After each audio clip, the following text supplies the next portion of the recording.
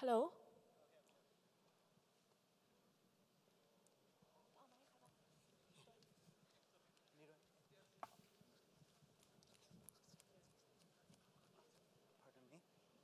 Hello. ได้ฮะ Hello. Ah.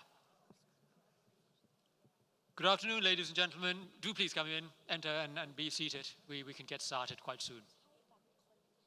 You're all welcome. Come closer. It's a big room.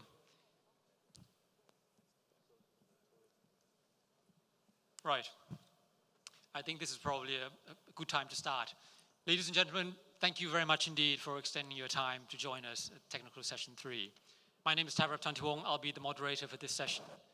And I'll be introducing a panel of luminaries who would share their experiences on some very interesting key points and key practices.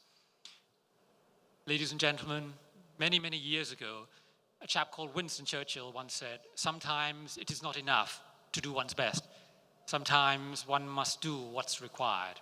And it's usually in times of trials that the human race can actually come together and do what is required in order to make sure that we shine as a race. Today, we'll be sharing ideas, practices, as well as studies on how the private sectors and the public sector can work together. What is the private sector's role in public-private partnership in disaster risk reduction? I would quickly just go through the luminaries that are with me here on the panel. To my left is the chairperson of the technical session. Mr. Eduardo G. Batak is the Undersecretary for Civil Veterans and Reserve Affairs, Department of National Defense of the Philippines. He has many experiences on how to work together with the private sector, and I'm sure he'll be sharing that with us. To his left is Dr. Shemeka Sirimane, Director, Information and Communications Technology and Disaster Risk Reduction Divisions, IDD of the SCAP. She's the author of a study which will be relating to the overview of how we can all come together. She'll detail that in a little while. Following on to that is, to her left, is Mr. Bantun Wongsilachot. He is the chairman of Committee on Business Sustainability for the Thai Chamber of Commerce. He has experiences following the flood here in Thailand, and I'm sure he will allude to some of the work that the Chamber has done and show us how to go forward. To my right is Dr. Pakorn Apapan. He is the Vice President of Technology Business Group at the Loxley Public Company Limited in Thailand. The company has had extensive experiences in working in disaster risk reduction and in the handling of a crisis throughout the flood and in many other occasions. Following on to that, I have to his right, Mr. Widihadi Suryana, who is the head of corporate commercial general insurance for Zurich Insurance in Indonesia. And he's here on behalf of Zurich Flood Resilience. He has extensive experiences in working with the humanitarian sector, and I think he can allude and show us some of the good practices that has been carried out. And to the very left there, and last but certainly not least, is Mr. Shane Wright, the Executive Director of the Asian Disaster Preparedness Center. In his previous experience handling fires and many crises, I'm sure he will allude to a lot of the experience and also good practices that we can learn from. The structure of the session, ladies and gentlemen, will be broken up into 7 parts. First will be the chair remarks. Following that will be an overview. Then we will go into the part 1 series, which is the opinion and the input of the private sector. That will be broken by a video called Area BCP, which is an innovative way, an innovative mechanism to work together going forward in disaster risk reduction. We will then enter into part 2, which will relate back to what the public sector can do to create the enabling environment. And then we will have the side events reporting, and then of course questions and answers and discussions at the end. Ladies and gentlemen, business plays a very key role in disaster risk reduction, since they can either make or break society by engaging or not engaging in disaster risk reduction, respectively. There are 3 questions I would put to you now, and you can please perhaps find thoughts around that and questions after the presenters have presented themselves, and then post back your particular questions in relation to these 3 questions. The three questions are, what are the key drivers to get the private sector's involvement in reducing disaster risk to expand and gain traction? The second part is, what elements of enabling environment are needed to have more business being involved? And of course, the last part would be, what are the good practices in multi-stakeholder partnerships and engaging businesses in disaster risk management?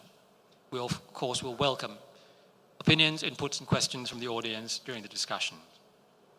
Now, it is my honor and great pleasure to introduce you to the chair. The Honorable Mr. Eduardo G. Batak has been the Undersecretary of the Office of the Civil Veterans and Reserve Affairs, Office for Public Affairs, Republic of the Philippines since April 2011. He joined the organization in 2010 and as its spokesperson in the Office of Public Affairs. Prior to this post, he was the Director of Flight Standards Inspectorate Services at the Civil Aviation Authority of the Philippines. He holds substantial experience in the area of aviation, having served in a multitude of organizations globally. Mr. Chair, may I now yield the floor to you to welcome. Thank you.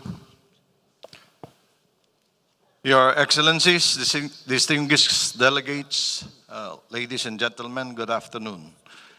It is my great pleasure to open the technical session 3 on private sector's role in public and private partnerships at the Asian Ministerial Conference on Disaster Risk Reduction. This session forms an important pillar of the AMCDRR in rethinking about the private sector's role in disaster risk management. The private sector is the main driver for economies, generating employment, providing financing and essential services, and building infrastructure. The private sector enterprises are increasingly linked to the global value chains, or GVC, that transcend traditional boundaries, exposing them to hazards. Also, when business practices are not risk sensitive, they can exacerbate or create risk, both for the private sector itself, as well as the society at large. It is clear that more involvement from the private sector is needed to reduce disaster risks. The important question is, how do we achieve this? A unique opportunity now exists for businesses and policymakers to design the implementation of the post-2015 framework on disaster risk reduction. This will require businesses to consider disaster risk management as part of their business processes, shifting the business paradigm from responsive to proactive risk management and stronger public-private partnerships. Technical Session 3 is also a continuation of the initiative that began in Malaysia at the 3rd Asian Ministerial Conference on DRR to promote public and private partnerships in disaster risk reduction. The session will make concrete recommendations to the plenary number 3 on private sector role, public and private partnerships for disaster risk reduction. Finally, I would like to express my appreciation to ESCAP and ADPC for leading this technical session. Thank you and good afternoon. Thank you, Mr. Chair. Next, may I call upon Dr. Shamika Sirimane, the Director of ICT and Disaster Risk Reduction Division of UNSCAP. Dr. Sirimane will briefly present the current situation of business engagement in disaster risk reduction in Asia and the Pacific and highlight the key concepts and recommendations from the background paper to move forward to HFA 2. And if I may, I would like to pose one interesting question that perhaps the audience can also think on, is why, if it is a good idea, it has not gained further traction. I yield the floor to you, Dr. Shrimani. Thank you, Kuntawirap. Distinguished delegates, ladies and gentlemen, as Kuntawirap said, that I'm just presenting the background paper and the key messages of the background paper. It was led by SCAP and ADPC, but a large group of stakeholders worked on this paper. UN agencies and other partners, academia and businesses all looked at the paper, gave ideas, peer-reviewed, and so forth. So I would like to acknowledge all that partnership.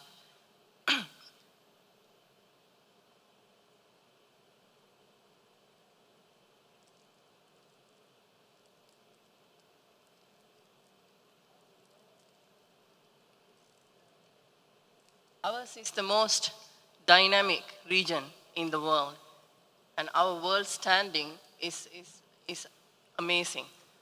Asia Pacific, in Asia Pacific, we produce 1/3 of this world's GDP, and we attract 1/3 of foreign direct investments, and even more than 1/3 of international trade is also taking place in this region. And at the same time, we are the most disaster-prone region in the world. And almost half of disaster events happen in this region, and 9 out of 10 casualties also take place in this region. And more than half of total economic losses that experience every year has occurred in this region. And I think this economic losses story is probably underestimated because our assets are not insured, so there is no accounting of the losses, economic losses that we have encountered in the region. Probably much higher than these numbers reveal. Let me give you a bit of a background to this. Some examples of recent disasters. During 2003-2013, the last year's average annual losses for our region is 68 billion every year. We lost because of disasters. And you look at the Pakistan floods, it basically took 5.8, almost 6% of GDP, and the great Japan earthquake, SMEs were hugely devastated. In fact, there's a report by Adrc that says that 90% of small businesses went bankrupt due to supply chain disruptions during the earthquake and tsunami of Japan. And similarly, Thai floods, more than close to 560,000 SMEs were affected. And the same story in Typhoon Haiyan and the rest of the region's disasters. It's always the private sector bears the brunt of the cost, and it's almost always the SMEs that bear the majority of this brunt of this cost. And why is that, one would ask? It is largely because this is ours is a very much an SME-driven region.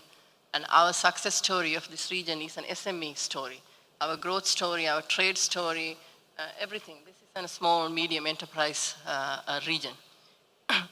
If you look at some of the numbers, 70 to 85% of this region's total investment in most of the countries is done by SMEs, not the multinational companies, not the big companies.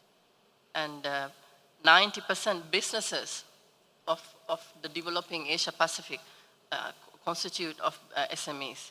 And we are now getting more and more engaged in global value chain. So our SMEs have much greater exposure to disasters than they had before.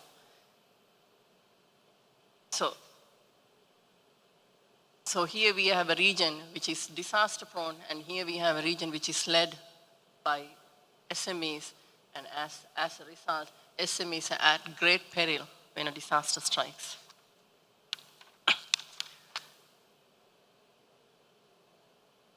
As the chair said, so how do we get the SMEs involved?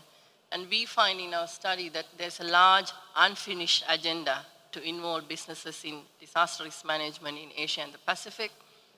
And for example, HFA does not adequately recognize private sector's role, and there's a weak enabling environment, lack of regulatory and incentive frameworks to take disaster risk on board, and particularly weak enforcement. There could be a regulation, but the enforcement is not there. And SMEs, not in only disaster time, but in any economic, any kind of other exogenous shocks time, not sufficiently supported by the systems. And then, of course, there's a big problem is the risk information. This risk information access is not there. So now, let me put to you,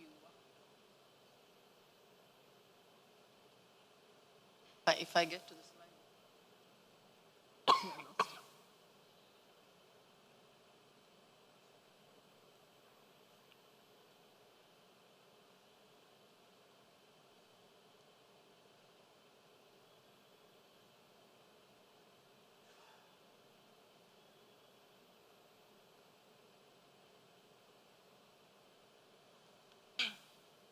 So let me put a long-term vision for HFA2. I think what we have come up with this report, what we find in this report, that we need a paradigm shift.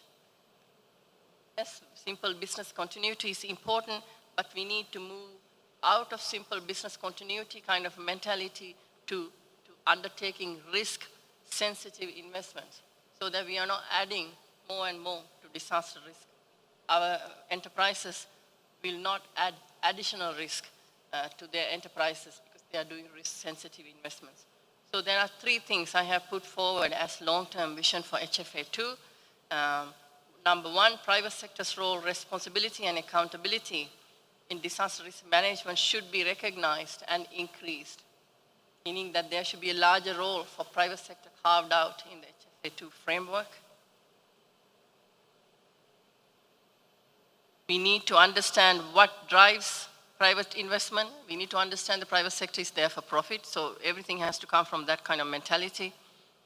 We need to understand business-to-business solutions, not just the businesses depending on governments, but there are a lot of things that businesses do among themselves, like the multinational companies supporting SMEs within the global value chains. There are lots of good examples. We need to multiply these, replicate these examples and multiply these examples everywhere.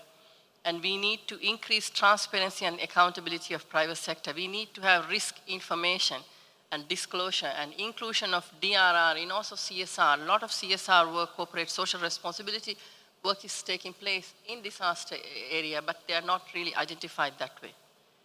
Number two, we need to enable the environment. We need to provide an enabling environment. This is where the government comes into the picture. There should be sound legal and regulatory frameworks, and not just the frameworks, but the framework should be enforced, and there should be good monetary and also non-monetary incentive schemes so that the enterprises take into consideration risk. And here I'm thinking more like, for example, access to public contracts. There should be certain kind of conditions of the companies having BCPs, they have ISO certifications and so forth. Increasing accessibility to risk finance, insurance, and risk information, and this is a very much a lacking aspect of our region, but we need to take steps to go forward.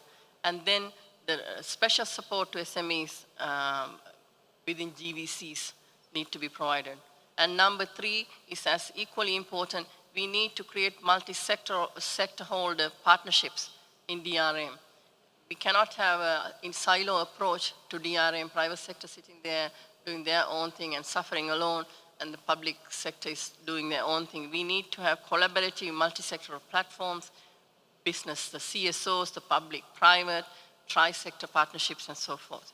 So that's what we see as the long-term vision for HFA2, to integrate private sector in a very integral manner to the HFA2, and the HFA2 success will very much depend on.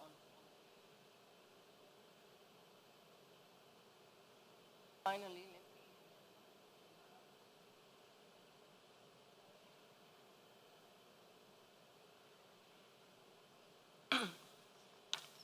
let me put some actionable recommendation, because they are all long-term actions. Now we are talking to private sector. You want to know what can be done in a couple of years. Here we have an action plan for 2014, 2016. Number one, they are along the same lines that I gave you the three long-term vision. And under each of them, private sector's role, responsibility and accountability. One thing we should start doing right now is to establish a regional, national, local reference group and recruit DRR champions among the private sector. And I just would like to here put a marker for SCAP's Business Advisory Council, which is going to have a DRR chapter established within itself, taking into consideration the great risk that the small, medium enterprises face in our region. Now, these things need to be done in other business private sector fora too. We can come up with a handbook on good business practices in DRM and resilience in more and more, and we realize, even though it sounds like a cliche, or sharing experience and lessons learned, I find, as you go old, it's a very, very valuable thing. And there are a lot of experience that the private sector has. They're not shared, they're not documented. They are there only when you talk to the private sector companies. This needs to be documented. Number two, enabling environment should be provided. And this is a short-term, this is also some long-term utopia kind of idea in some sense, but we need to have it. For example, we should come up with a regional resource book on good policies for the enabling environment. These are also patchy, and they are in different countries. Very, very good examples. Can be quite easily replicated in developing countries, but it's not happening. We need to do that. And we should take steps to incorporate risk information in investment and entrepreneurship promotion. Like, for example, when you do a business registration, there should be package given to the business that's going to be newly opened on disaster risk. And investment promotion agencies can have a brochure looking at disaster risk information. And number three is the multi-stakeholder partnership. And as I said before, there are many good examples are there for regional, national, multi-stakeholder dialogues, and this needs to be, the entire region needs to be aware of these things and try to see whether these forums can be multiplied and replicated. So having said that, these recommendations can be implemented, as I said, during the period 2014 to 2016 in 2 years, and then we can also agree to report back to the 7thAMCDRR in 2016, and of course SCAP as the regional commission can facilitate this service for you, and if you so agree to take it on board. Thank you, Dr. Sharmane. Interesting overview there of what can be done. But next we'll probably have to think about how it can be done. So we are now entering into part one, the formal part for the private sector. And may I then call upon Dr. Pakon, who will share his experience and insights on what will it take for businesses to be more actively involved in DRR. Dr. Pakon Apapanu has been the Vice President, Technology Business Group of Loxley Public Company since 2012. But more interestingly, prior to his posting to Loxley, he held different positions within the public sector in Thailand with the Geoinformatics and Space Technology Development Agency and National Disaster Warning Center.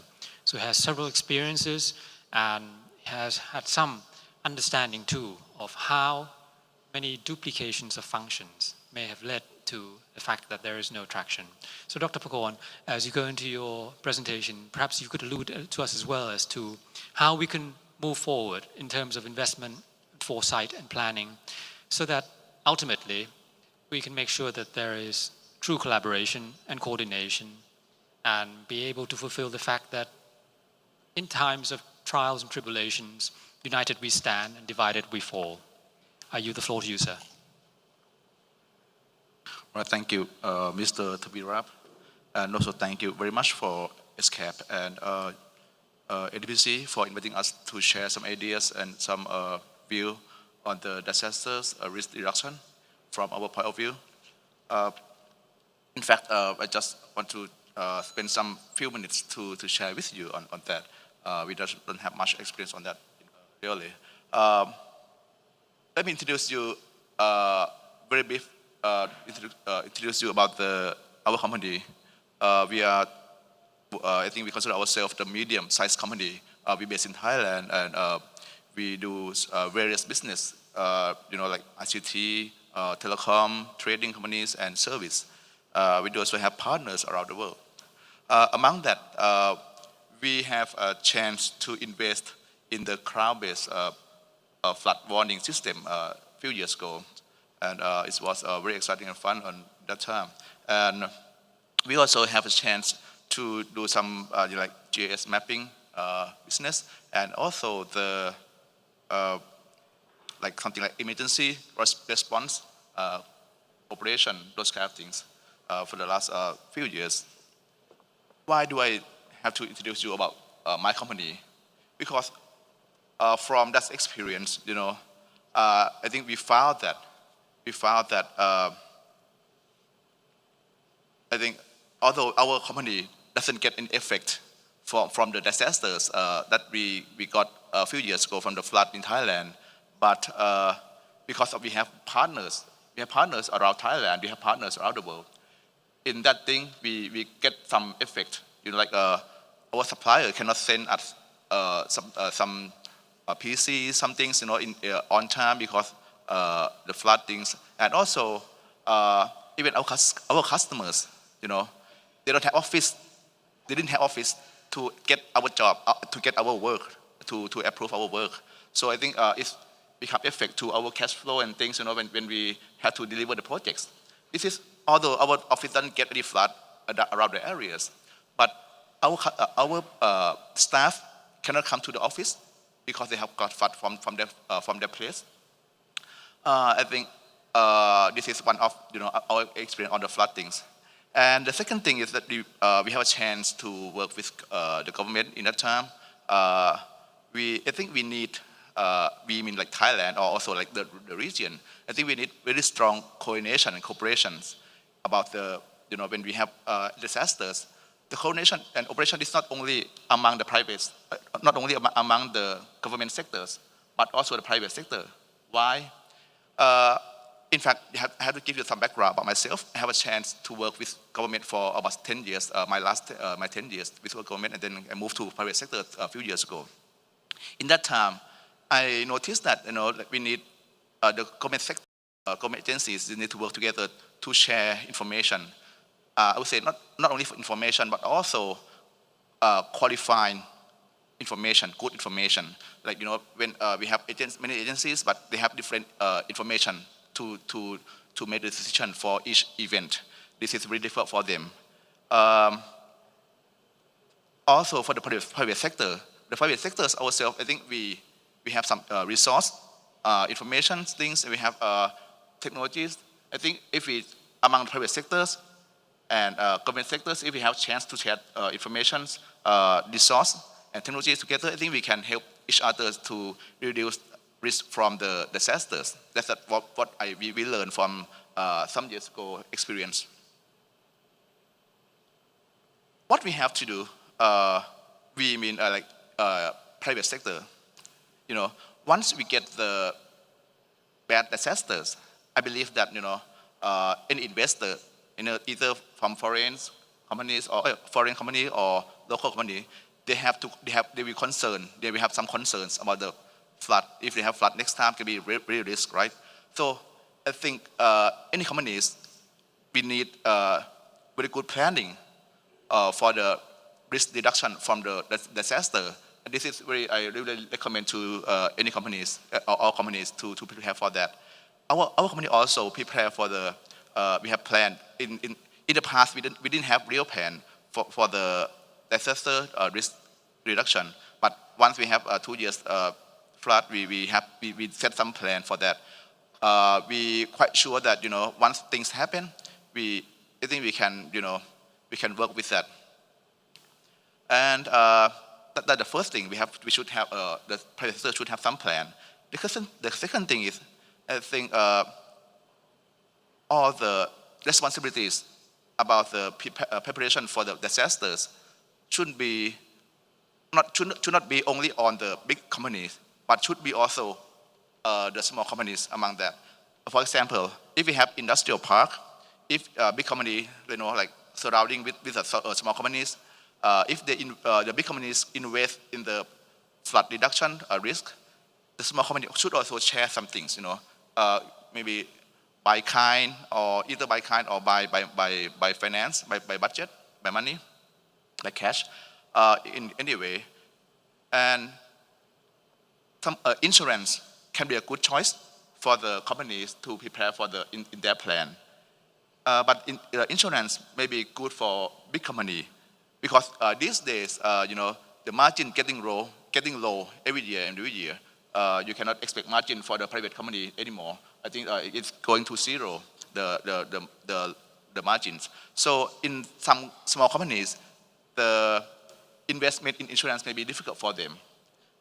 In fact, they may want to find other way to reduce some risk.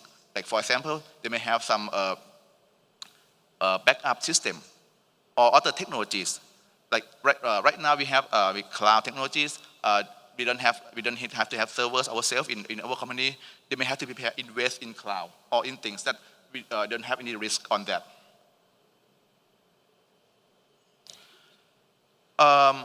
This is in fact not my idea.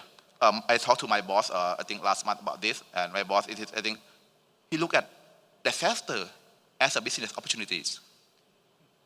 You know why? Because from my company, we invest in disaster things, disaster system, management system things. So that all you guys know that, if you work for government, if you work for international entities, you know that there are many companies who try to propose you with the very good solutions. But, it never works perfectly 100%. I think those systems may need to work together, to combine many technologies from various areas. And we found that, once we get disaster, I think we should work, our company should work with many companies to get the one single very good solution for the flood reduction risk, flood risk reductions.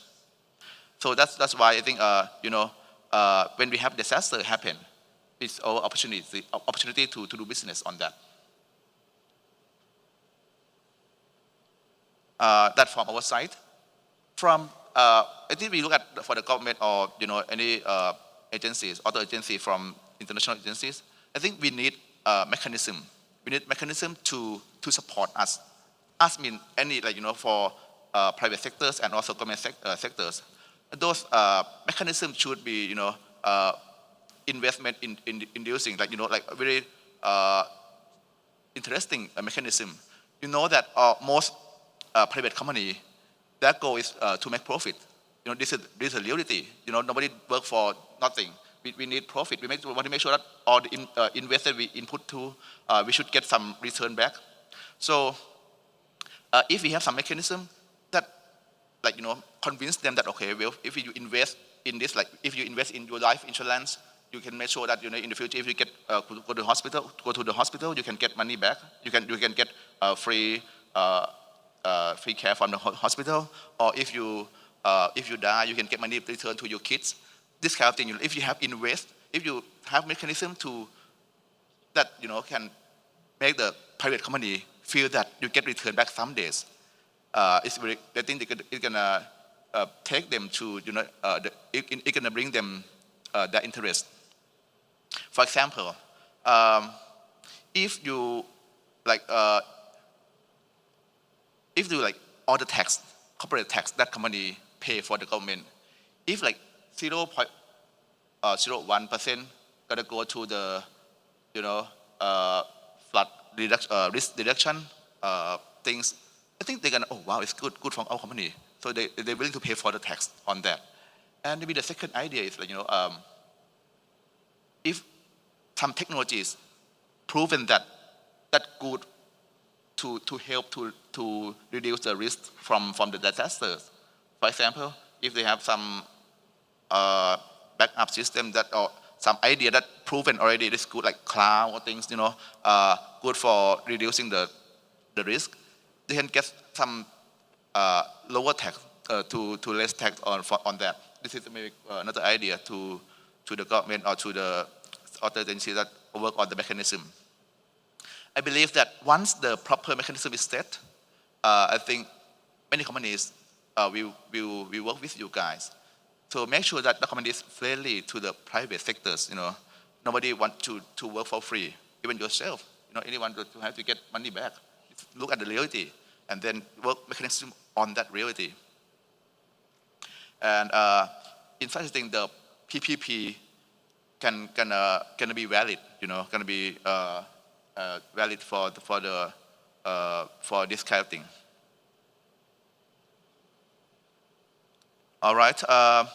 Finally, I think we really hope that we can work together and we can contribute to all the sectors by providing some solutions that can help mitigate the impacts when something happens to our world.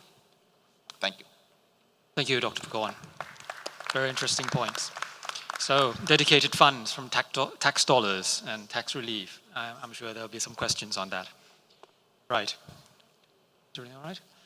If I may now move on to our next speaker. Sorry.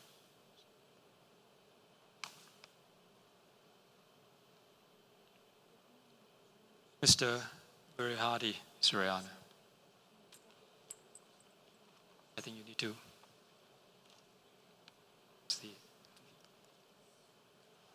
Right. Yes. Our next speaker is Mr. Virihadi Suryana. He's the head of corporate, general, and commercial insurance, Zurich Insurance in Indonesia. He will showcase how his company has gained good ground experience in working successfully with the humanitarian sector, and he will allude to how he created shared values with the humanitarian sector so that they can create an effective long-term partnership with civil society organizations and academia to increase community resilience and preparedness. Two questions, sir, if I may just pinpoint. Basically, if it is possible for you to allude to what are the roles of the private sector. Is it passive? Is it active? And also, the question would be the key elements. What are the key elements to make a successful partnership with the humanitarian sector? Thank you, sir. The floor is yours.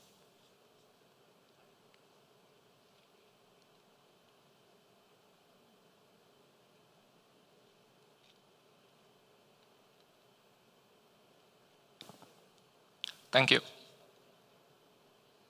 It is a great honor to be part of this event. And here I will share about building global flood resilience through partnership. And I will provide some background and experience around that.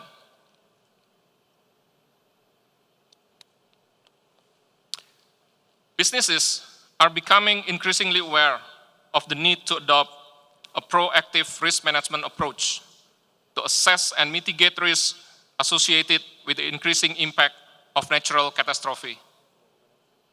Two clear examples are the property and business interruption losses by Hurricane Sandy in the United States, which cost over 80 billion US, and the flood losses in Thailand. In today's interconnected world, businesses are exposed to such risks along with their entire supply chain, including contractors and subcontractors. Private sector has to be part of the solution. We are therefore happy that there is a significantly effort to get the private sector input to the HFA2 framework. The private sector can bring in their expertise based on their specific business models and contribute with skills and resources to develop new and innovative solutions. Let me take the example of insurance, which is the industry I represent. Insurance is widely known of risk transfer and financing, but it is more than that. Insurance also provides important risk management and mitigation services. While insurance can certainly make a contribution through risk financing and risk management, it is only a small piece of the puzzle. In many countries, including in my country, Indonesia, which are most exposed to natural catastrophe and the impact of climate change, insurance may not be able to play this role as the vast majority of the population cannot afford the insurance protection. In order to effectively address and build resilience to natural disasters, new forms of collaboration between the public, private, and humanitarian sector need to be found. The contribution of private sector has to go beyond the money. And this is why Zurich has entered into a long-term strategic alliance with the International Federation of Red Cross and Red Crescent Societies, Practical Action, a UK NGO, and 2 academic institutions, the International Institute for Applied Systems Analysis and the Wharton School, to strengthen the resilience of communities against flood. The Alliance brings an interdisciplinary approach to flood research, community-based programs, and risk expertise with the aim of creating a comprehensive approach that will help to promote community flood resilience. For us, the Alliance, it is the combination of complementary skills and resources and a common objective to strengthen resilience before a flood event occurs, which create the basis for our success, as well as having the courage to try a new type of approach to public-private partnership. I personally lead the development of our local community flood resilience program in Indonesia, engaging our staff in the field and building strong working relationship with the Indonesian Red Cross, or PMI, and the country delegation of the IFRC. As with the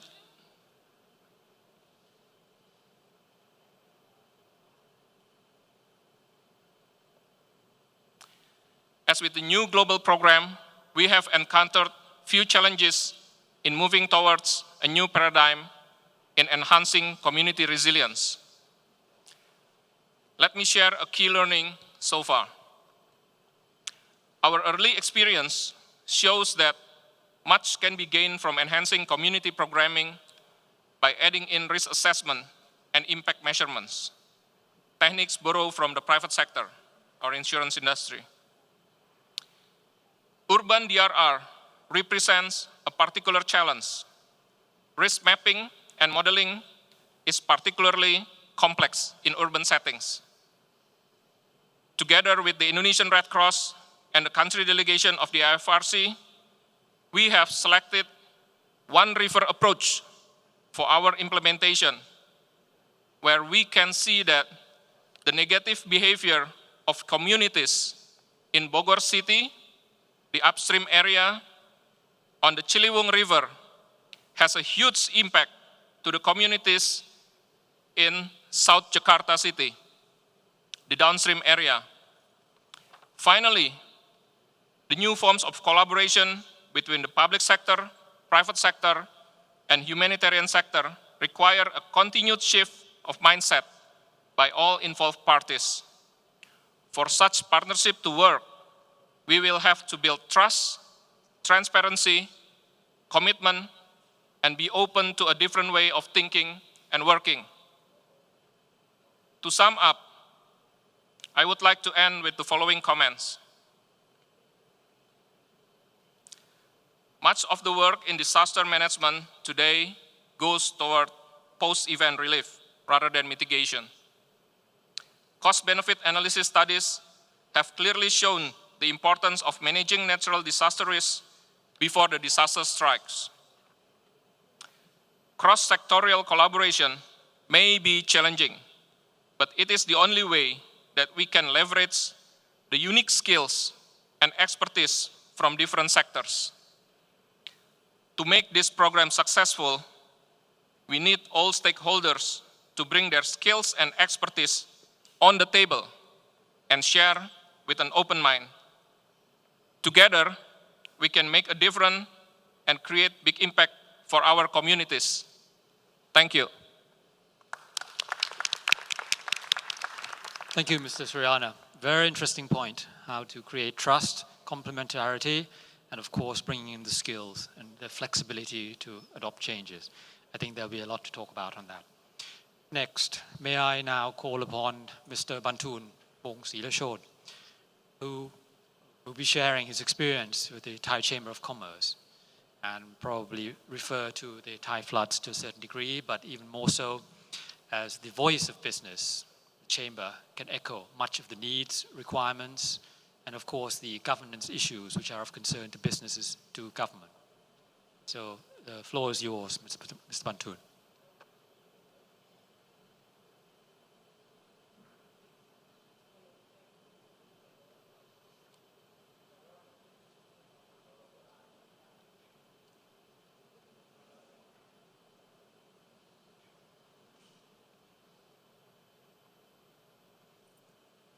Thank you. Distinguished guests, ladies and gentlemen, it gives me pleasure to be here today. On the role of Thai Chamber of Commerce in disaster risk reduction, I think if we are going to look at this subject, we have to look at the flood in 2011 that took a lot of people's lives and caused a lot of damages. Yeah, the thing that I would like to draw your attention to is the fact that during that time, in that particular year, there was a Thai election, a so-called democracy. And just right before the election, it seems that everyone knows who's going to win, you know, which party is going to win. And in that sense, some of the point that I like to make is that in June or July, the water level in the dam, basically almost every dam, we have over 10, the water in the dam is already at about 60%, 63% of the capacity. And yet they release very little water from the dam. In July, for example, the average release is 4.5 million, whereas during the heavy floods, it went up to 77 million. And that's about more than 17 times compared to July average. Oh, they don't want me to talk.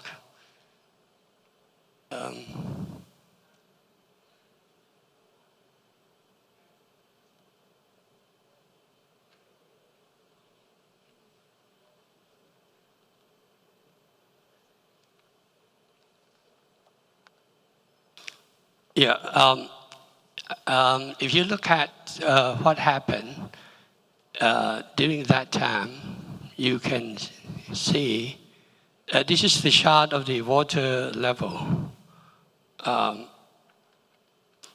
that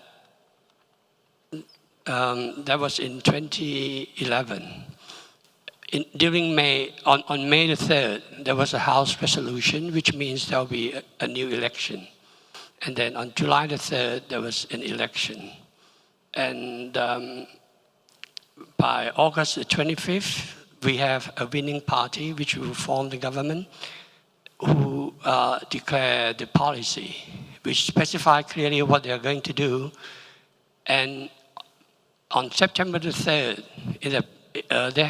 there was a cabinet meeting, and in that one, they decided that they will release less water from the dams, which means all the dams. And if you look at this chart, it shows the comparison between the level of the water in 2009, which is in purple, in 2010 in blue, and 2011 in red. If the level of the water had been, if the level of water in 2011 had been something like the one in 2009 or 2010, I doubt if the flood would have ever occurred. So this somehow may be a form of mismanagement of the level of the dam, of the level of the water in the dam, and one would wonder why the government would want to do that. It will go to, if we look at it, it will go to the Wright Pledge program, in which the government policy is to favor the Thai farmers with the price of something like double what the market price is. And in that sense, it seems like they want to try to let the farmers have more production than usual. But why would they want the farmers to have more production than usual? Since I also work with the National Anti-Corruption Commission, we found a lot of complaints from farmers that the price of the paddy rice that they sold under this program somehow is much lower than the price of the paddy rice that was sold by the people who actually smuggle paddy rice from neighboring country. How do I change? So wait. So if we think about what they did, if you look at the point where the red line crossed with the maximum average capacity, that is the time when 2 storms came into Thailand, and that's how the water in the dam has been released so much. And in fact, even though the rain stopped, it still continue releasing the water from the dam. So that's why we have had about 3 months flooding, which is rather peculiar. Somehow I suspect that they might have prepared all this with something we call corruption, but I may not be able to speak it specifically, but I simply say that there is a possibility that this might be the case. The next page, please. Yeah. Which one? Here? Oh, yeah. Yeah. Okay. Yeah, and then it comes to the impacts. We have 30 million people from 66 provinces affected, 18,000 square kilometers of farmland flooded. We lost 680 people and 575,000 SMEs affected, 246,500 jobs lost. It is the world's 4th costliest disaster. $46.3 billion lost, 2.635 billion business losses per month, and it requires $50 billion for rehabilitation and reconstructions. Now, the relief activity that was done by the Thai Chamber of Commerce at that time was mainly giving relief donation. We're giving away money to members of the Thai Chamber of Commerce, and then we seek government urgent help for SMEs. We establish emergency information center whereby any people in need of help can call us and ask for anything that is available to help them. And we also make suggestions to government on what our members need for rehabilitation. And for example, we made requests to the government for SMEs that there will be 3-year no penalty extension, or in certain cases, nullification of loan repayment when the operator themselves die, that they support loan-free, and the low interest rate for new loan for rehabilitation. Now, we also established 3 years ago a committee on business sustainability, which I'm a chairman. And in this community, we try to promote awareness of the disaster risk by promoting awareness of the Agenda 21 of the United Nations Conference on Environment and Development. Basic idea that we try to convey to our business community, the member of Thai Chamber of Commerce, is the concept of economic progress, which meets all needs without leaving future generations with fewer resources than we enjoy.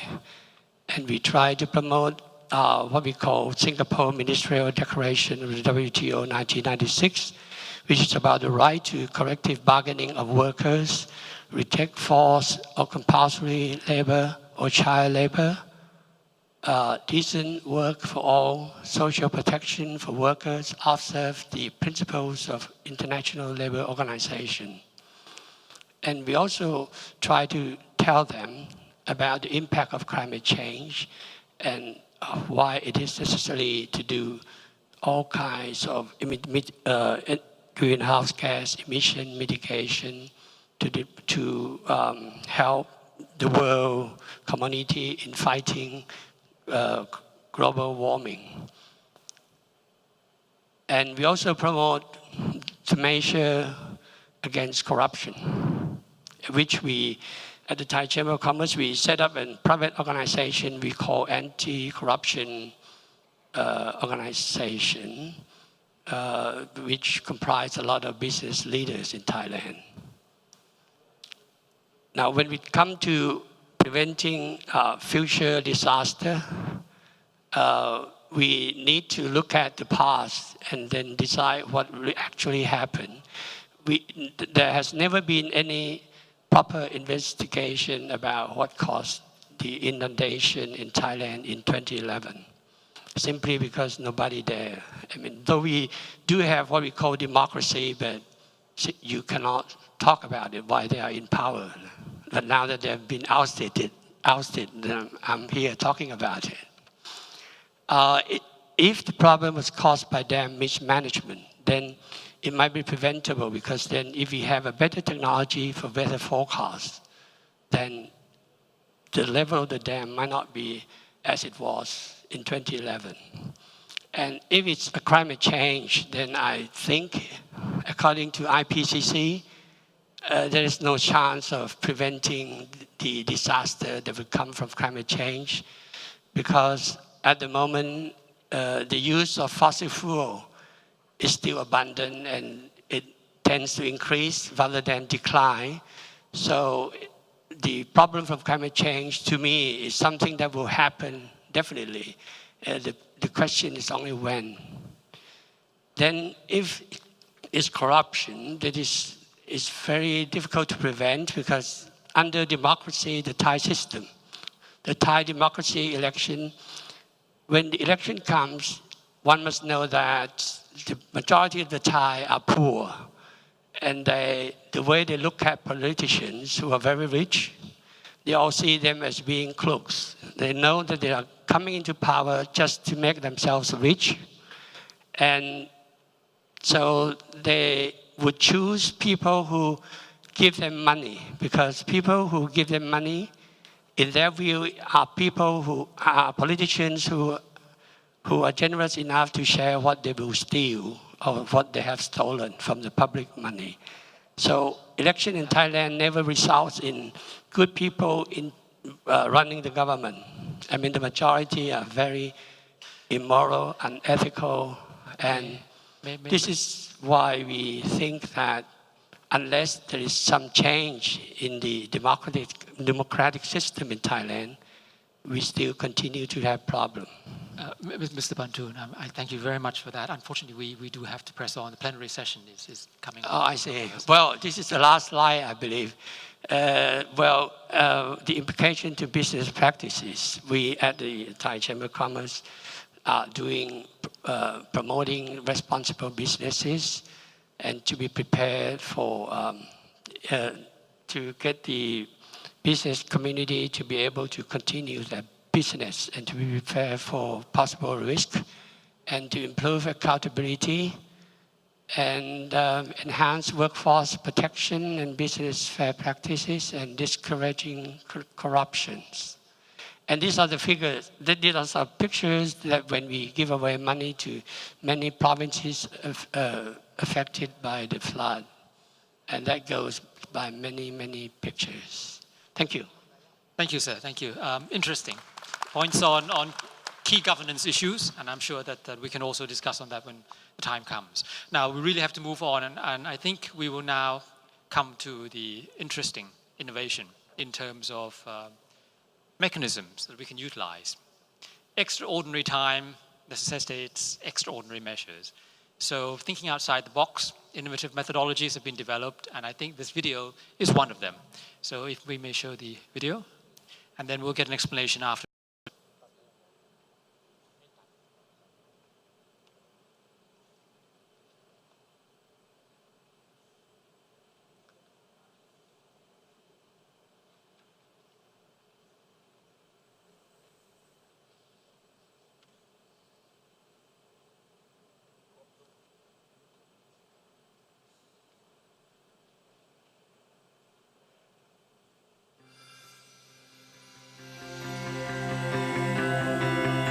With its huge population of 600 million and dynamic growth as a production base and market, ASEAN plays a significant role in the world economy. In order to sustain ASEAN's economic development, it is important to enhance the resilience of the economy. Therefore, JICA proposes Area Business Continuity Management, called Area BCM in ASEAN. ASEAN is one of the most disaster-prone areas in the world. Natural disasters cause heavy damage, not only to buildings and people, but also cause damage to industries and economies, both at the local.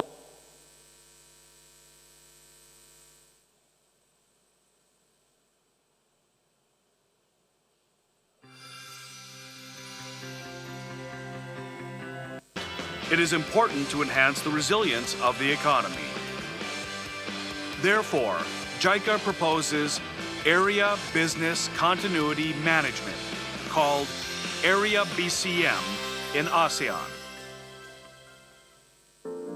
ASEAN is one of the most disaster-prone areas in the world.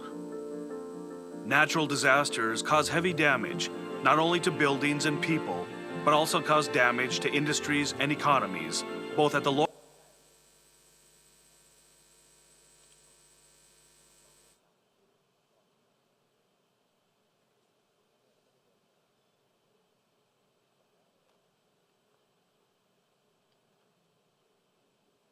Okay, I think we might have a slight disaster of our own here at the moment, but we're mitigating it, and we'll be getting around in a few minutes.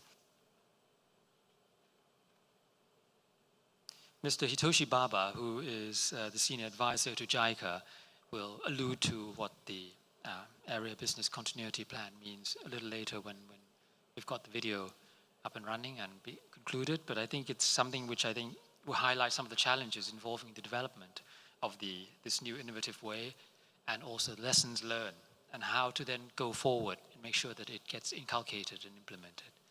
This, as I say, it is innovative, but as with all innovations, you have to find ways around. Perhaps I can call on Mr. Baba to perhaps touch on the topic, and then we can follow it with video. Thank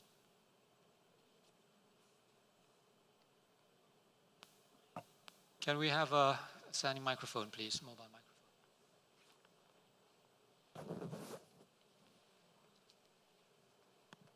Can we have a floating microphone, please, for Mr. Baba? Can we get one over there?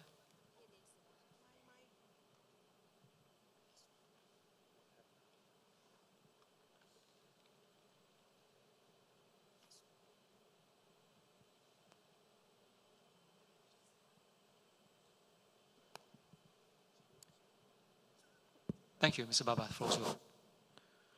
Thank you. I'm sorry for not providing the video well, but the video was going to introduce about importance of the public-private cooperation, and the Area BCM actually is a new concept of disaster management framework for fostering the robust local economy, which invites both sides of the private and public players into one stage of area-wide coordination where they can plan and implement measures and actions for strengthening the resilience of local economy to disaster. It improves the participants' incentives, self-regulation, and accountability of disaster management measures to be taken. It is based on the scientific information and the current disaster management resource availability of both sides. It also promotes sharing the best practices of investors, and it mainstreams natural hazard risk management into development of policies and business operations. The most challenging issue so far we have experienced through the first application of the Area BCM in the 3 pilot areas of industry agglomeration in ASEAN nations, including Indonesia, Vietnam, and the Philippines. is regarding the ownership of the area BCM system. Who will take the lead of the area BC management? Who will take responsibility of the effectiveness of the area BCM system? Who will make a start the system, first of all, inviting various stakeholders? Before starting applications in the 3 pilot areas, I also was afraid if invited parties, both from public and private sectors, could really participate, and whether positively or not join the system or coordinated and complicated risk management approaches in area-wide scale. But at the end of the day, through a series of discussions and workshops, they came to understand the importance, necessity, and the benefit of the system. And now, quite aggressively, they are running the process of the area BCM. The ownership and the leadership depends on each local condition. In Indonesia, for example, the local government is taking the leading role. In the Philippines, the Philippine Economic Zone Authority and Metro Manila Development Authority are the core conductors. In Vietnam, the Haiphong People's Committee is conducting the TACT. JICA, just as an igniter of the system, so far contributing as facilitator. But if there would no facilitator, how to initiate this area BCM activities in other areas of industry agglomeration? This is the most challenging agenda. I believe, however, private sector's awareness, motivation, and intention are increasing, as we can see. It is time to disseminate and share the idea, standardization of the framework that will help both sectors move to the right direction so that appropriate authority could take lead the challenging task positively. In this sense of knowledge sharing, I appreciate the organizers' invitation to this session and the attention of you all here today. Thank you very much. Thank you, Mr. Baba. I don't think the video is going to function. May I now draw us on to the second part of the proceedings? And I think we need to go towards the regulators and the public sector and get their opinions on how best to enable disaster risk reduction as a behavior in the private sector. For that, I call on Mr. Eduardo Batag, Undersecretary for Civil Veterans and Reserve Affairs, Department of National Defense of the Philippines. Mr. Batag will present the Philippines' experience in providing an enabling environment. And more importantly, it will be very interesting to know how the Philippines do it and how does the Philippines create that inclusiveness for the private sector. The floor is yours, sir. Good afternoon once again. Today I will be sharing with you the Philippine experience on the private sector involvement in disaster risk reduction and management and try to answer the question, what elements of the enabling environment are needed for the involvement of business and DRRM. The scope of my presentation will be as follows. I'll give an overview of the public-private partnership in the Philippines on DRRM and the roles of the private sector in the 4 thematic areas of disaster, that is disaster prevention and mitigation, preparedness, response, and finally, disaster rehabilitation and recovery.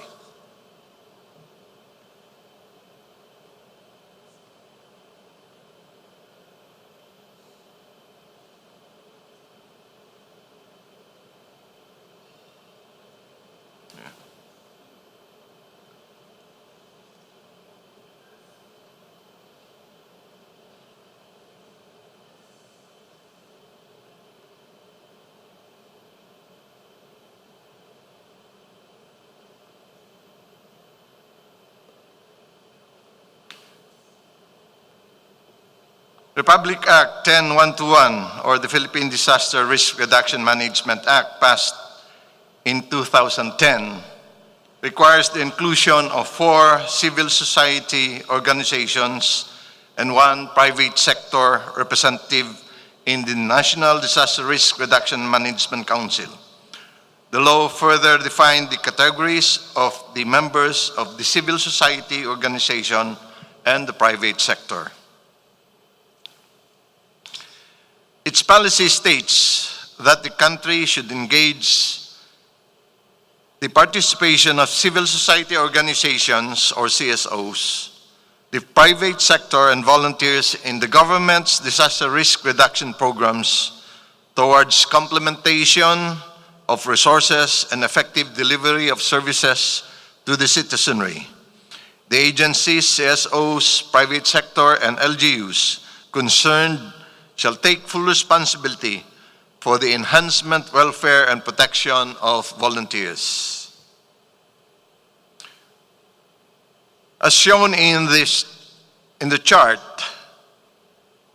the 4 CSOs and 1 private sector seated at the National Risk Reduction and Management Council are the academic representative, one of the leading universities in the Philippines, Ateneo de Manila, the professional organization, foundations, or community-based organization representative, which is the Center for Disaster Preparedness, the World Vision Development Foundation as the faith-based CSO, and the representative for the non-government organizations and people's organization is represented by the Disaster Risk Reduction Network of the Philippines, or DRRNet. The private sector representative in the council is the Corporate Network for Disaster Response, or CNDR.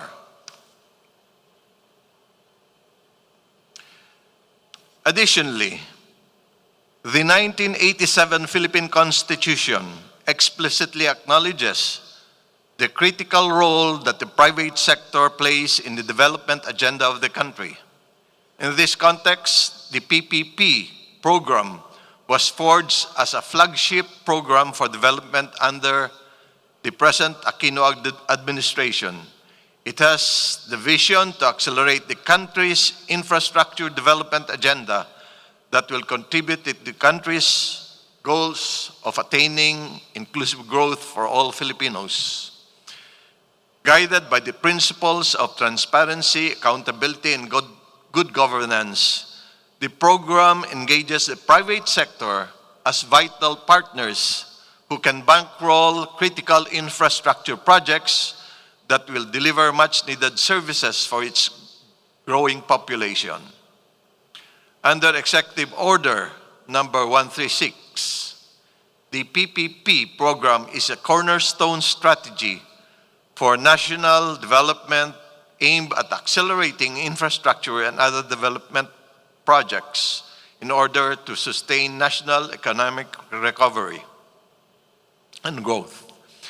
The PPP Center provides technical assistance to national government agencies, government-owned and controlled corporations, state universities and colleges, and local government agencies, as well as to the private sector, to help develop and implement critical infrastructure and other development projects which mainstream environmental constraints, disaster risk reduction, and climate change.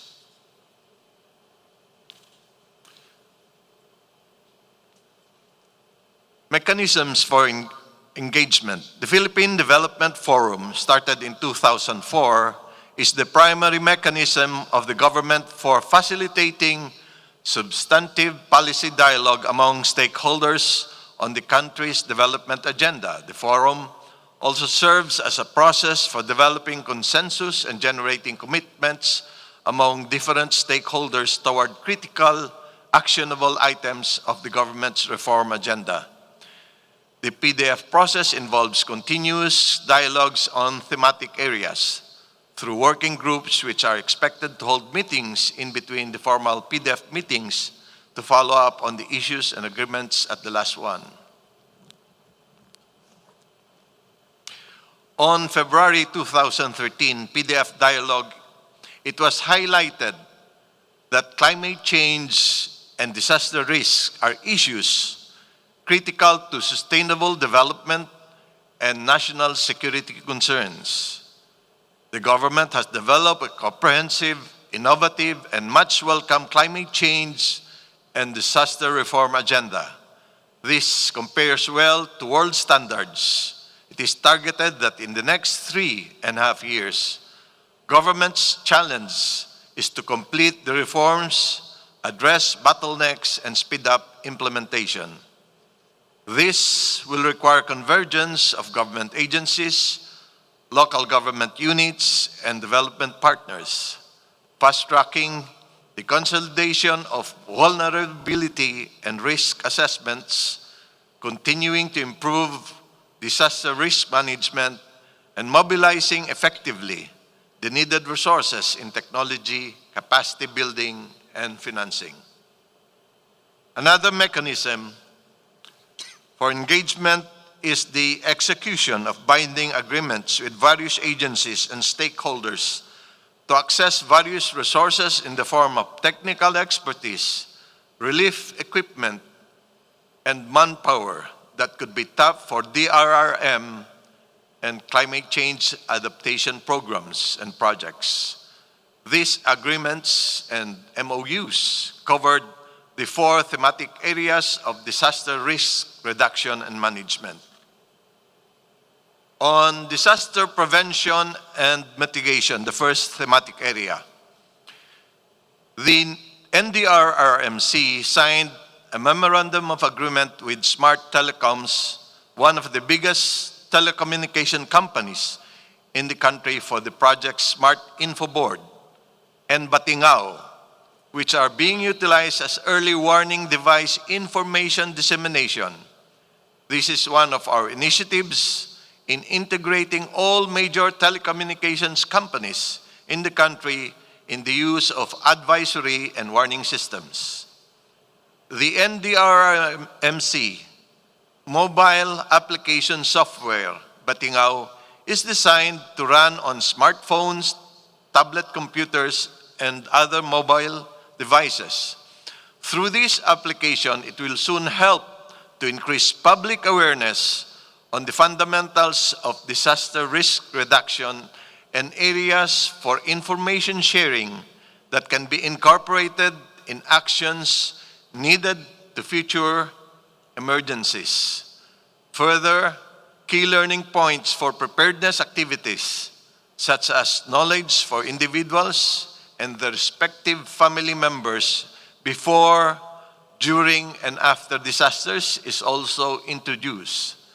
This application is downloadable for free and is compatible with iOS and Android devices. On disaster preparedness, a memorandum of agreement is likewise done for preparedness for effective response. An example is our agreement with the Association of Carriers and Equipment Lessors Incorporated, or ASL.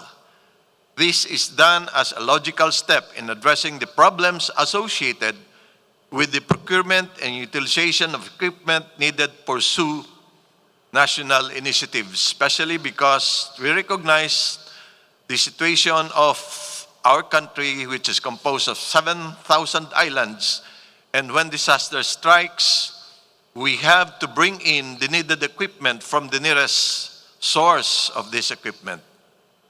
Other groups were engaged in skills training, advocacy and risk communication, and provision of technical advice free of charge on airport and seaport logistics management to ensure uninterrupted and effective supply chain at disaster sites, as in the case of partnership with DHL Asia Pacific. And this is what we witnessed when the islands affected by Typhoon Yolanda isolated several of our regions in the Philippines, in the central Philippines.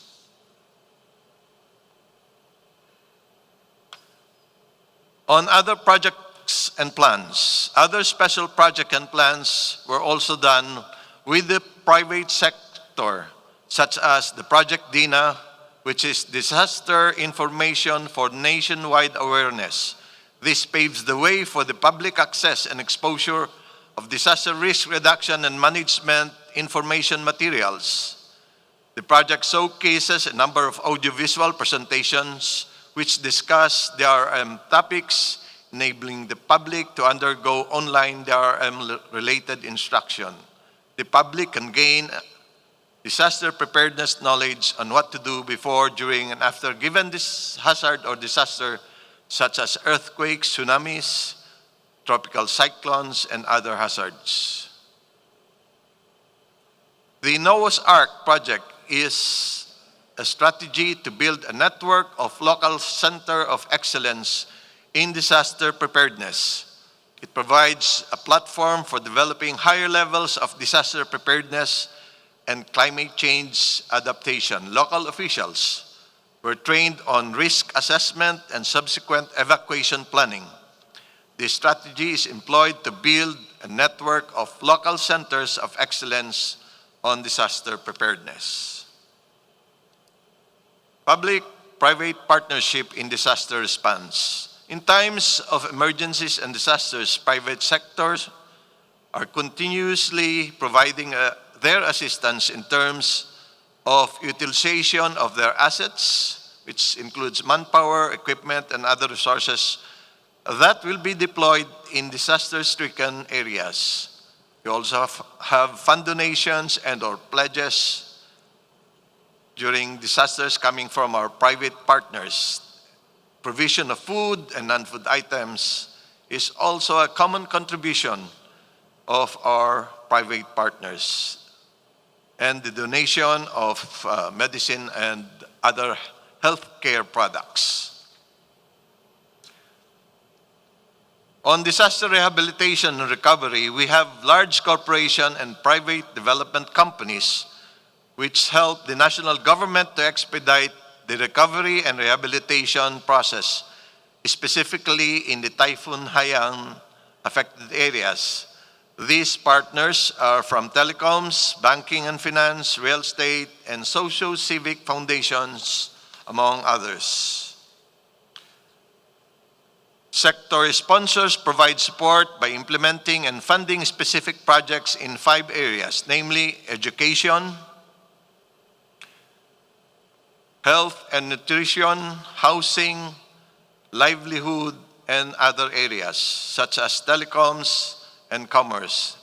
They shepherd the overall strategic plan of their respective area of coverage, work with municipalities to update the development plans, and coordinate the efforts of sector sponsors.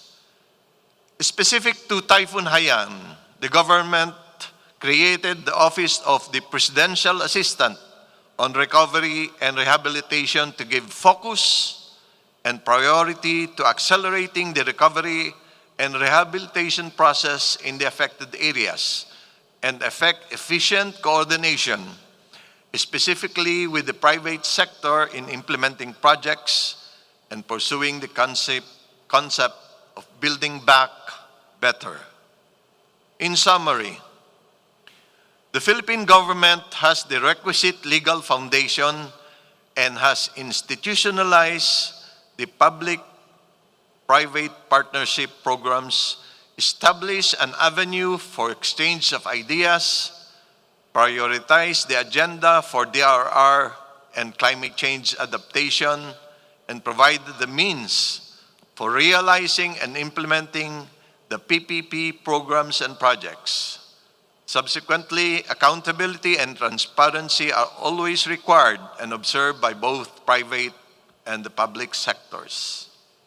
Working together with the private sector to ensure growth, advance our agenda on DRRM and CCA, ensure business continuity, and promote sustainable development are among our goals. Government still drives the process and acts as the orchestrator. One has to cooperate and support the other, and together we are able to work and take the extra mile and fulfill our respective mandates in the area of DRR and CCA. Maraming salamat at mabuhay sa inyong lahat. Thank you, Mr. Patak. That's most interesting. Tone at the top seems to be very important. They've even put it into the Constitution and legislated. So extremely important, I think, in order to make sure that partnerships can go ahead. Next, may I call upon Mr. Shane Wright, Executive Director of the Asian Disaster Preparedness Center. Now, he will present, of course, ideas and perspectives of an honest broker between the key policymakers and business, perhaps even more so between government and small businesses, and also from his past experiences in handling fire and other issues, he can probably allude to the fact that there are conditions required and what can be done. Mr. Wright, the floor is yours, sir. Thank you very much. Distinguished guests, ladies and gentlemen, it's a pleasure to be here. This presentation will focus on ADP's perspective from the private sector engagement project that we've been running over some time, proudly supported by the JTI Foundation. It's going to build on Dr. Shamima's presentation on small to medium enterprise risk-sensitive investment. First of all, it would be remiss of me not to congratulate SCAP on the work that they've done, and also my own staff and other stakeholders who have put this session together today. In the second half of 2011, as we saw from Mr. Buntu's presentation, and I have to admit that the numbers are absolutely staggering, the private sector was severely affected by this natural hazard. It accounted for more than 90% of total losses of damage and affected small to medium enterprises extensively. Among all businesses in the country, 99.5% are small to medium enterprises, and unfortunately, according to several surveys, very few of them had implemented or had any form of standardised business continuity planning. Only a few of them had proper preparedness or mitigation measures in place at all. Recognising this and the vulnerability of Thai small to medium enterprises, and acknowledging that small to medium enterprise, as is the case everywhere, it is the backbone of the economy and a country's driving force in the economy. We believe that proper business continuity planning will help small to medium enterprise both pre and post-disaster in developing mitigation strategies. As a result, ADPC organised a number of events to raise awareness amongst agencies. In November 2013, ADPC hosted a national consultation meeting to seek suggestions for improvement, and in February and April of this year, we arranged the training of trainers on business continuity programs based on International Standard 22031. These events were attended by representatives from government agencies in the private sector, including the Office of Small to Medium Enterprise, the Department of Disaster Prevention and Mitigation, National Economic and Social Development Board, the Thai Chamber of Commerce, SME Bank, and a number of other stakeholders such as Software Park. Moreover, ADPC, in collaboration with the Office of Small to Medium Enterprise Promotion, further organised a one-day business continuity planning workshop for small to medium enterprise entrepreneurs. The content of the activity-orientated workshop relies on Apec's guidebook on small to medium enterprise continuity planning, which has been translated into Thai by ADPC.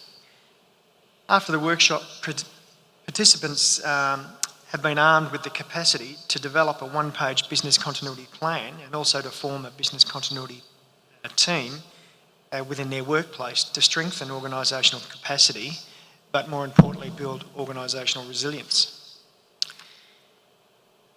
ADPC interviewed a number of participants that attended our training programs, as well as conducting small surveys on policy recommendations on methods to improve the current status of BCP development among small to medium enterprises in Thailand. Respondents are of the view that it would be beneficial for the government to publish business continuity planning guidelines or manuals for each sector. They also considered that public-private partnerships for BCP development and investment in a BCP pilot program should be a governmental prioritised action.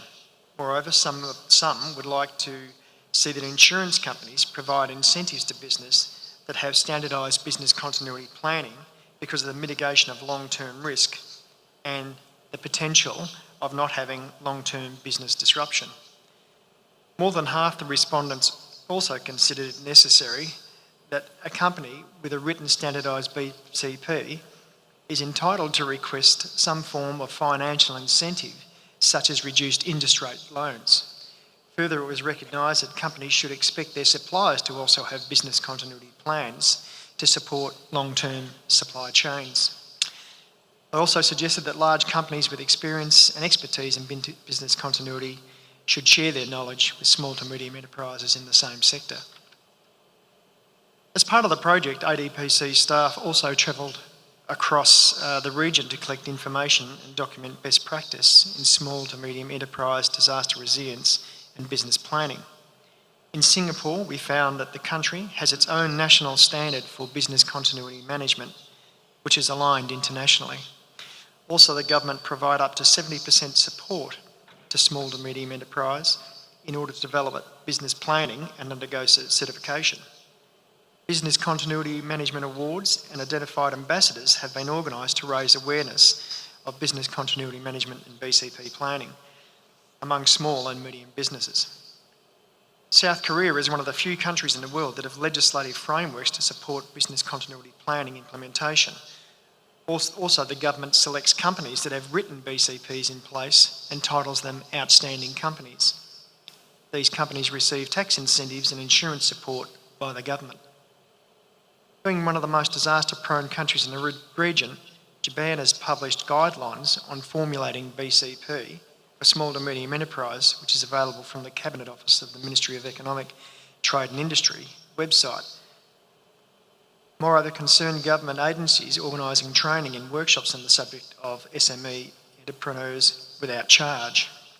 In Australia, following Cyclone Yasi in 2011, the Queensland Government launched the Key to Business Resilience as a resource book to support small and medium business prepare for potential disasters. The book also includes BCP templates, checklists and examples of associated websites. The Government of Victoria has also released a handbook called Restore Your Business Community, which is comprised of key actions for business in planning, response and recovery phases. Two significant earthquakes that hit Christchurch in 2010 and 2011 affected 67% of all small to medium enterprises. In order to improve small to medium enterprise resilience, the New Zealand Government launched the Shakeout campaign, a national earthquake preparedness exercise aimed at increasing both business and individual preparedness. And a national campaign called Get Ready Through and Get Through for small business provides free resource to support small business prepare for hazards, particularly earthquakes, flood and storms. After launching a new initiative called I Prepare to raise awareness of natural disaster preparedness, ADPC has developed I Prepare Business as a resource centre to assist the business community prepare for unforeseen incidents. I Prepare Business would provide a workshop on business continuity development, as well as serving as an information hub. For more information, you can please visit our website, Facebook, Twitter, or email us at iPrepareBusiness. In terms of my own experience, having been a career firefighter for 30 years, I can assure you that having been to all sorts of events, and in fact my own organisation had a significant event not that long ago, where a diesel oil container on a third floor ruptured and sent diesel oil all the way to the ground floor, actually into the fire station. This was at our corporate headquarters, 350 staff, all our key staff worked there, and it shut the building down for 4 months. Now this is an organisation, a fire service, that prides itself on its ability to actually respond to and recover from events. We in fact actually had a business continuity plan and were able to relocate. But I can tell you that a lot of organisations don't and can't. Any organisation that's small to medium enterprise that has a significant event like a fire or a flood that loses patents, machinery, records, tools, the impact on the community is absolutely devastating and widespread.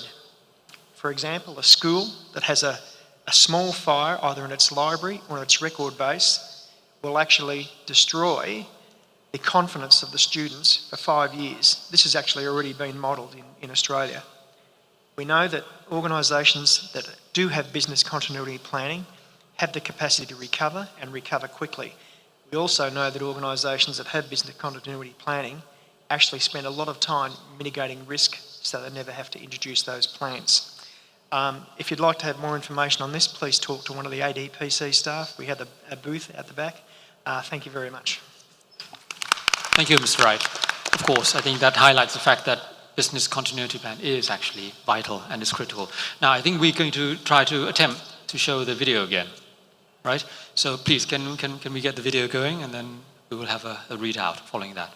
We're running out of time, unfortunately, ladies and gentlemen. Video, please.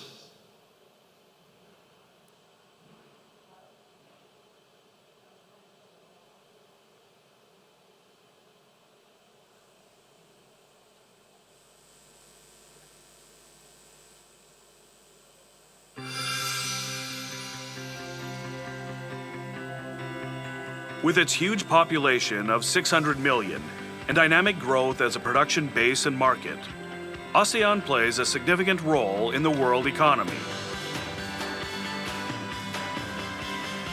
In order to sustain ASEAN's economic development, it is important to enhance the resilience of the economy.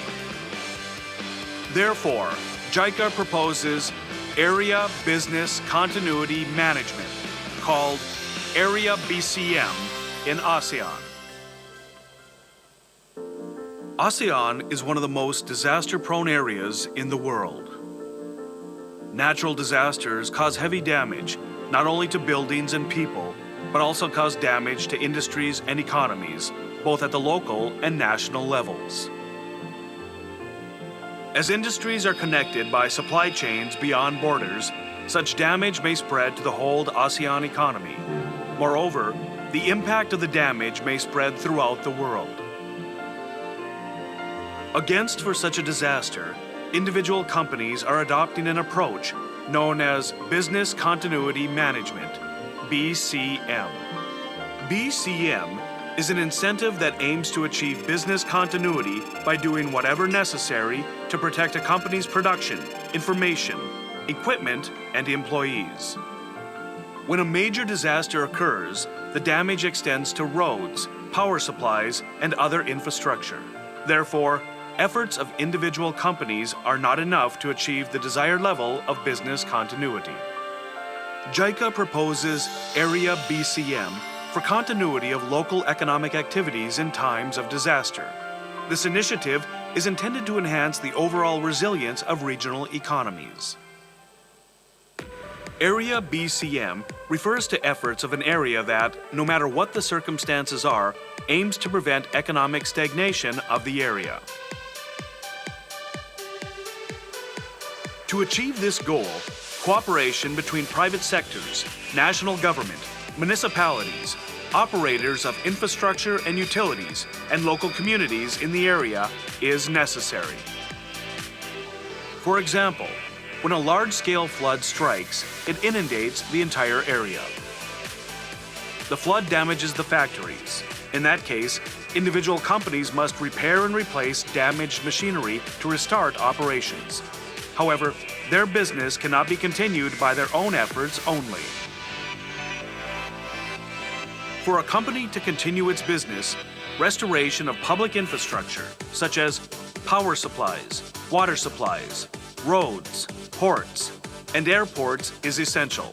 These elements are crucial for production and distribution. Therefore, collaborative efforts are required between the public sector, private sector, and local community. The first step of Area BCM is that private companies, local governments, infrastructure and utility operators sit down together and have a common understanding of the weakness of the area in times of disaster. Then, the stakeholders can identify bottlenecks for the disruption of business and come up with measures that will lead to a plan for business continuity of the area.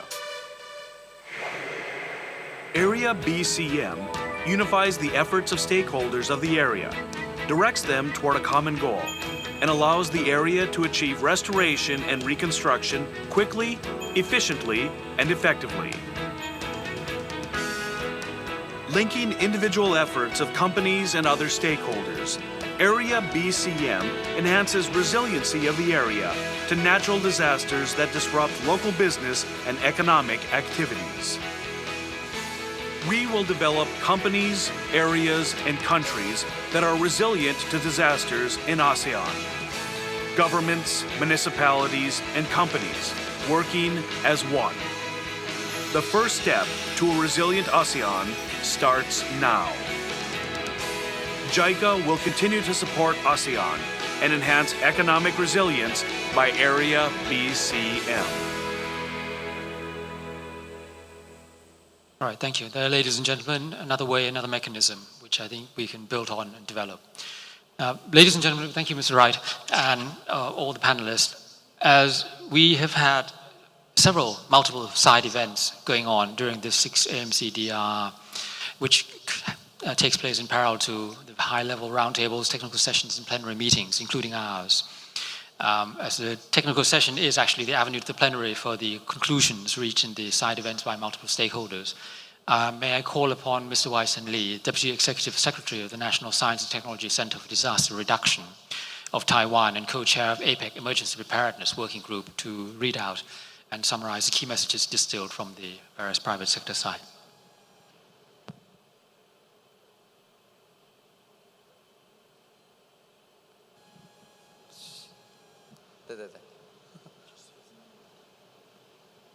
Nothing works. This one.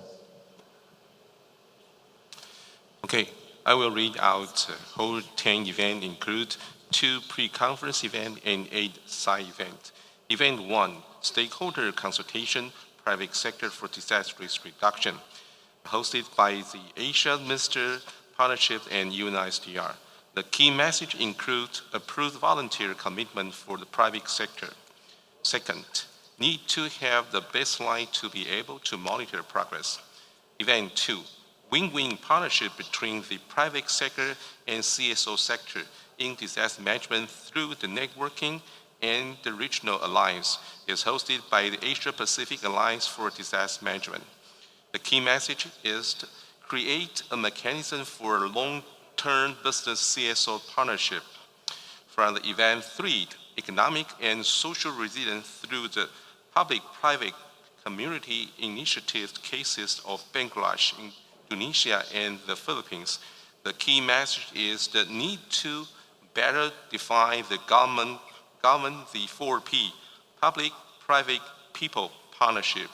Event 4, impact of disaster of micro, small, medium enterprises agenda for HA2 by All India Disaster Mitigation Institute. The key message is the improved insurance coverage and social safety mechanism for the MSMEs. Event 5, Hotel Hazard Resilience Certification, hosted by UNISDR and GIZ. The key message is by endorsing certification program and volunteer rating system, we can support the tourism industry, especially SME that had few resources. Event 6, improvement of the private sector in disaster risk reduction through ensuring index-based flood insurance and mobile money transfer as humanitarian assistance, a new experience in Bangladesh, hosted by Government of Bangladesh and Oxfam. The key message is the need for good policies and legislation with adequate attention to avoid human-made disaster like the Rana Plaza building collapse in Bangladesh. Event 7, promotion of DRR initiatives in private sector and strengthening public-private partnership for local resilience building, hosted by Adrc and Apec. Key message is that in global supply chain, conduct risk assessment to a large-scale scenario and optimize all the member activity and establish easy, few effective system for supply to mitigate risk and avoid disruption. Event 8, engaging private sector in disaster risk management. The case of the Greater Manco sub-region. The key message is the proposal. Create a technical working group comprising public-private sector representatives from GSM sub-region, focusing on the identification of the technology needed for improvement, access management, and service of data. Event 9, private sector management in supporting research on the risk scientific philanthropy, which the science has to say about risk and how to listen to. It is hosted by the X8 Research Fund and X8 Group. The key message is to promote new model of human development without raising consumption of energy to avoid rebuilding risks. That's the key message from the total event. Thank you. Thank you, Mr. Lee. Well, ladies and gentlemen, I fear that we may well be overtaken by time, and I see people already drawing in. But just to summarize very, very briefly, it seems as though that everyone thinks this is a good idea, and it is a cross-cutting issue, which will affect all of us. But somehow it doesn't seem to resonate down to the personal level, especially with the small, medium, and micro enterprises. So my question to you all, if you sat through all of this and listened to it, I would just ask you whether any of you here undertake regular exercises. If you do, that is already a form of individual disaster risk reduction, because you are actually taking care of yourself. If you start to expand that a little bit further and ask yourself, how many of you take motorized vehicles to travel? And how many of you take the time and trouble to check the tire pressures of those vehicles? Did you know that it's the tires that keep you on the road and keeps you safe and sound? If you do that, you're already undertaking disaster risk reduction on a slightly larger personalized and family level. Therefore, for business, with all the various issues that our colleagues and the panelists here have said, the tone at the top that is required, the sharing of information, the sharing of resources, complementarity of skills, open-mindedness, flexibilities, and the willingness to have trust. I think that maybe is something that we all need to go and work on, and perhaps then advocate and expand to the rest of the community and also to the rest of the region. I really am not so certain whether we can have time. Organizers, what do you say?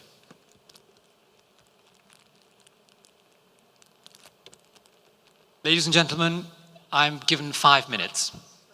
If there are any burning questions or any issues you would like to raise and we can answer them, please just raise your hand and the microphone will find its way to you. The lady over there, please. Thank you very much to all the panelists for such a rich discussion. It seems like we have multiple levels of work ahead of us. First, expanding the engagement of the business community in disaster risk reduction, then facilitating meaningful public-private, tri-sector, and multi-sectoral partnerships, and then going to creating a culture of partnership and multi-sectoral engagement in disaster risk reduction. By the way, I forgot to introduce myself. My name is Janie Bavishi, and I'm the Executive Director of the APDR3 Network, or the Asia Pacific Disaster Risk Reduction and Resilience Network. It's a consortium of US-based organizations that are working to bring a multi-sectoral or whole-of-society approach to disaster risk reduction. My question is, I appreciate the recommendation for multi-sectoral platforms for disaster risk reduction. But in my experience, many multi-sectoral platforms are focused merely on information sharing. This is a very good start, but it's not enough. Going back to the original point that opened up the discussion, what's required of us is to actually coordinate efforts and investments in disaster risk reduction and use these multi-sectoral platforms to find innovative solutions. How do we go beyond just information sharing to this deeper level of engagement? What coordination capacity is required to facilitate meaningful collaboration, and the trust that is required to find common agendas among organizations with such diverse cultures, and missions and structures? Thank you. Yeah, thank you for the question. Actually, we're not aware of it, but we have most of us in the private sector have already gone beyond information sharing. In the Philippines alone, there is a lot of involvement in the 4 thematic areas. Preparedness and mitigation response has always been the common contribution of the private sector. But even now, we have the private sector very much involved in rehabilitation and recovery. I noted that we discussed, for example, business continuity management. By just practicing that, I think the private sector, the company that engages in BCM, is already practicing DRR and CCA. Thank you. Anybody else? Please. Thank you. My name is Victor Rembet. I'm from Disaster Resource Partnership Indonesia. Disaster Resource Partnership is an initiative of World Economic Forum. Hearing about all the discussions, and especially today for all the presentations, excellent ones, thank you. I would like actually just to give a brief comment that private sectors is a multi-subsectors. So when we're talking about enabling environment, we're talking about differences or subsectors in private sectors that we cannot apply a one-size-fits-all to private sectors. And therefore, I think what we need to secure that DRR is mainstream or integrated in all the business plans of different sectors that needs to be worked out with the CSO, with the government, that they need to have an incentive, but not just incentive, but the government needs to provide a good enabling environments to securing them for profit. At the end of the day, we're not just talking about people resilience, community resilience, or planet resilience, but we are also talking about profit resilience. By having good profits, good, fair, and well profit, I'm thinking, or we are thinking about private sectors that could support disaster risk reductions in the way they do their business. Thank you. Thank you, sir. I believe Bloxy has a model where they actually look at disaster risk reduction as an opportunity as well. Any other questions? Please. I'm Atik Kainanamat from the Climate Department of Asian Disaster Preparedness Center. I have a very concrete comment, also a recommendation, primarily taking ahead this cutting-edge thematic area. So this is an area which is emerging in our part of the world from a very, very concrete bad lesson, what we have seen through different kind of climate extremes and the consequences. But at the same time, I think this is a moment of time where we need to think a little bit more carefully about shaping up our new knowledge. This is also leading towards a new knowledge which is cutting edge and growing through collaboration of multiple stakeholders. Science, institutions, societies, all are involved with that. So the recommendation is primarily to take this from one ministerial conference, but also moving ahead towards next round. And we have seen there are some really, really good guidances provided by UNESCAP leading towards, the next 7th, ministerial conference, where we can move ahead with newer ideas and taking a paradigm shift as well. So my point is primarily on the knowledge sharing. The platform has already shaped up and moving ahead. So how we can enhance this kind of multi-stakeholder, dialogue, but also bringing science, the already developed institutions, public-private partnerships, and also humanitarian, components of it, which is shaping up, and gradually showing a capacity building initiative as well, which is needed for understanding and growing capacity of this particular new nature. So if we can have this regional platform or regional interface, I would say, but trickling down towards, the country-specific platforms, as well as, instruments that can be taken at, area development. We have seen the JICA example, but also the emerging and cutting-edge areas of business development, that kind of thing. Thank you.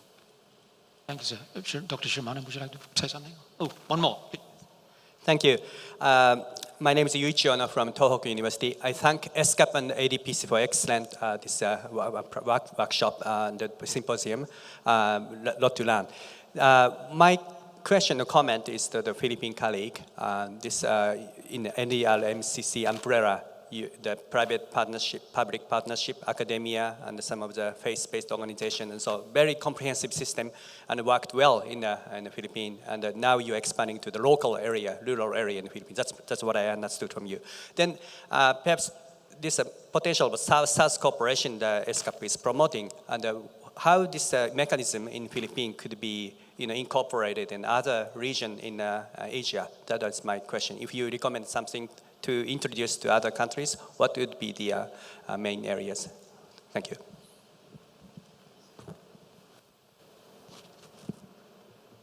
Yeah. We have a very unique situation in the Philippines. We're lucky that DRR considerations have been incorporated in our constitution and also in the legal framework that was enacted very recently in 2010. And this gives us the structure and the fundamental legal framework to work out DRR and CCA. So I wouldn't know how the other countries will go about this, but I think the legal framework is a primary and hard requirement so that everybody can, both the government and the private sector, can act accordingly and cooperate and support each other in the process of promoting DRR and CCA. I hope that answers your question. Ladies and gentlemen, any more burning questions? Please.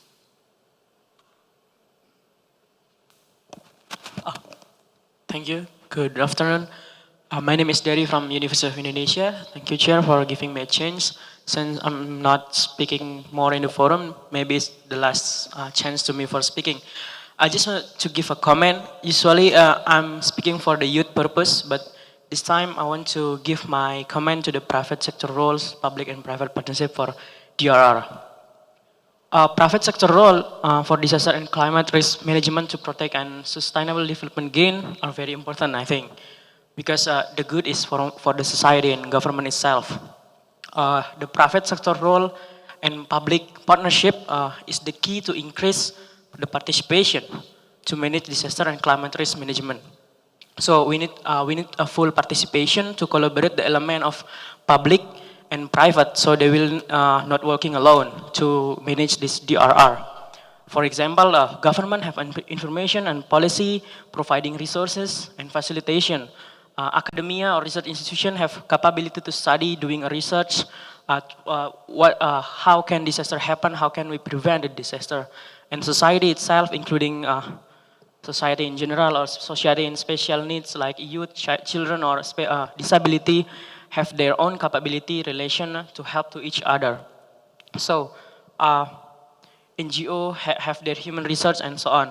What I want to say is with this element of private and public, like what I have said in the plenary session before, I hope that in the time of 2 years with now, I don't know, maybe we can make a concrete indicator. I want to see all of this sector involve each other, like youth and government working together, and disability and government body working together and become one of the DRR community.